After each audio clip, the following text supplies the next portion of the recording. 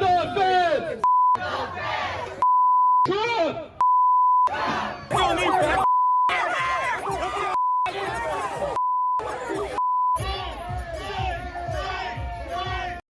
Anti-ICE chaos erupting outside a facility in Portland, Oregon over the weekend as President Trump vows to use, quote, full force if necessary, sending in 200 members of the National Guard to help quell that violence. And that ICE facility in question has been the scene of nightly protests for several months, and that's plagued local residents there. However, Oregon doesn't want the help. The state attorney general filed a federal lawsuit to block the Guard, and the governor chimed in too. Portland and the state of Oregon believe in the rule of law, and we can manage our own local public safety needs. There is no insurrection,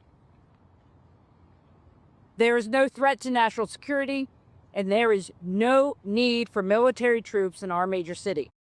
So it's not just Oregon. Dozens of federal immigration agents patrolling the downtown area of Chicago. That's after protests erupted at the ICE processing center in the Chicago suburb of Broadview, Illinois.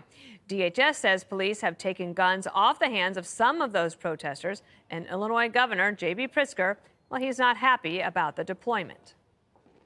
We received numerous confirmed reports of federal agents from ICE and Customs and Border Patrol abusing their power, intimidating innocent civilians, and waging war on our people. All of this has been aimed at causing chaos and mayhem. This is about sowing fear and intimidation and division among Americans. Our residents and visitors who are shopping and eating are made to feel unsafe by the jackbooted thugs roaming around a peaceful downtown.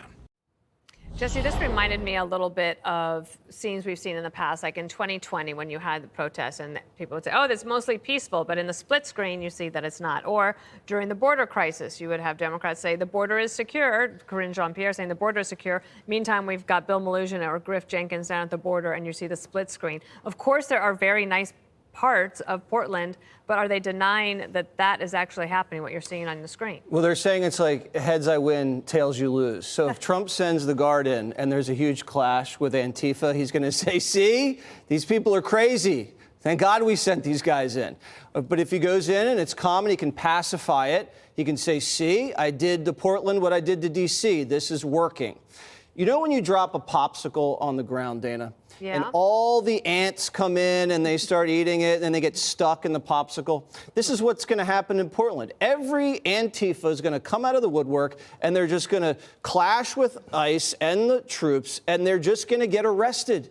And that's the point. We're going to round these people up, and then when you hit them with federal charges, not these small ball misdemeanors from some Soros DA, they're looking at 20 years. So they're going to snitch on their comrades, their financiers, and we'll be able to roll these guys up pretty well. These are not small crimes. This has been like a 3-month siege at a federal courthouse. They've shot lasers into the eyes of federal law enforcement, blinding them. They've cut out the fiber optics of the building so they have no internet. Arson, assault. They've barricaded the building so you can't get ICE fans in and out of there. It's a big problem. And SCOTUS has already said he's allowed to do this.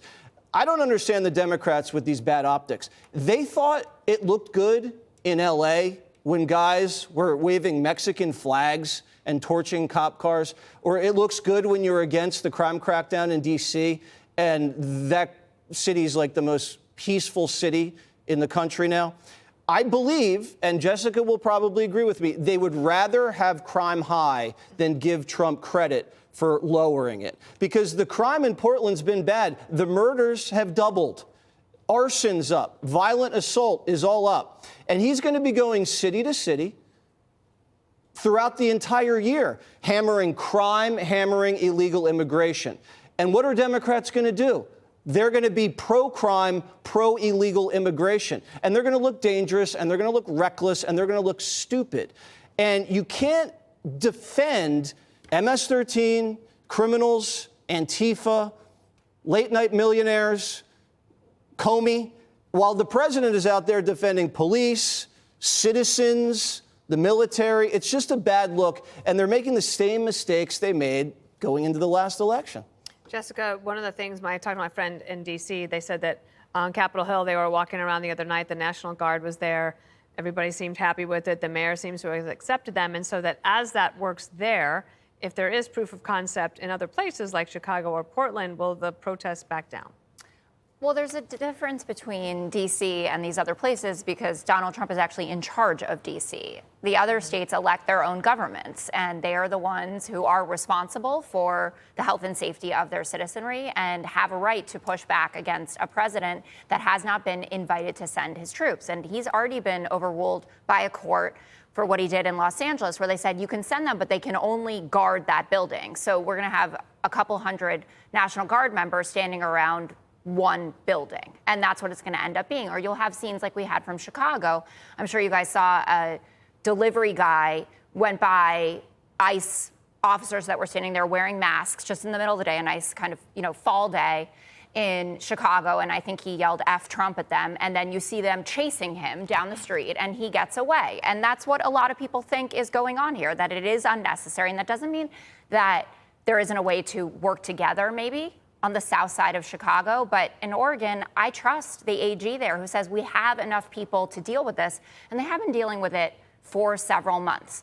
President Trump and the administration want to normalize militarized cities. They've talked about it. It doesn't bother them. It doesn't bother Jesse. He would, if we walked outside there, he wouldn't be upset if he saw a militarized New York City. Kathy Hochul put the guard in the subway, and you didn't have a problem with that, Kathy did you? Hochul is in charge of New York State. Donald Trump is not in charge of Oregon or in charge of Illinois, but he doesn't seem to understand that.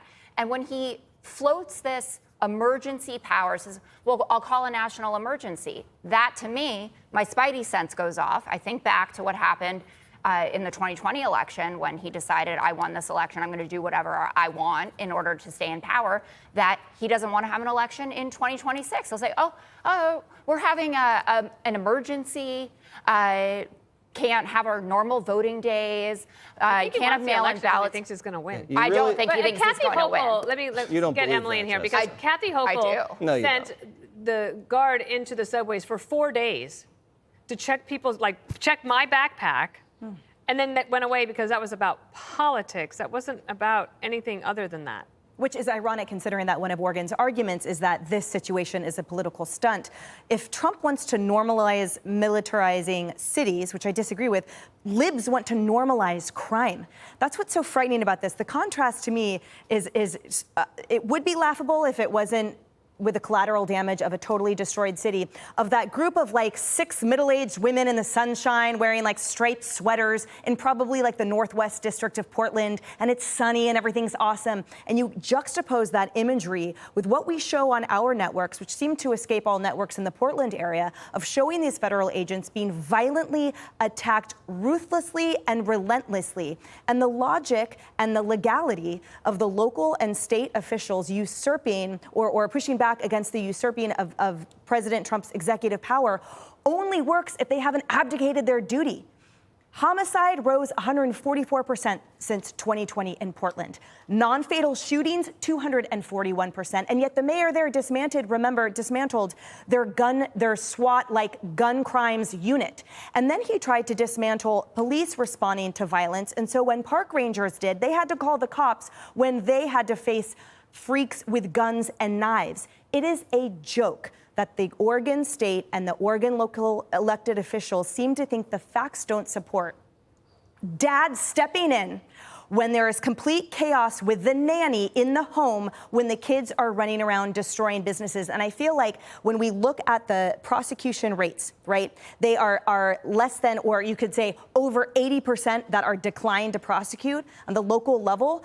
Oregon thinks that posse comitatus is going to be the motto. The whole point is if you're not taking care of your citizens, state, then the federal government is going to do it for you. And any Portlandian person will tell you that it has been utterly destroyed with businesses and property values and homes, including my own dad who had to move out of the city. So we live the trash every day, all day. Please, President Trump, thank you for sending in someone that actually knows what they're doing. I just love how the liberals are complaining and crying, saying local government, while being in sanctuary cities. like local control while telling people, oh, you don't have to abide by federal law. You can come in here, you can break immigration law, you can hire people illegally in the country, and that's totally fine. And then when the federal government comes in and say, actually, you really don't have the authority to do that, there's something called the supremacy clause, they flood them. And they assault the cops there on the ground. Now, remember, this is a party that's defunded the police. We saw how that worked. Crime soared all over the country. They allow people to just set things on fire, assault cops on a day-to-day basis, demoralize them. And what did the residents get?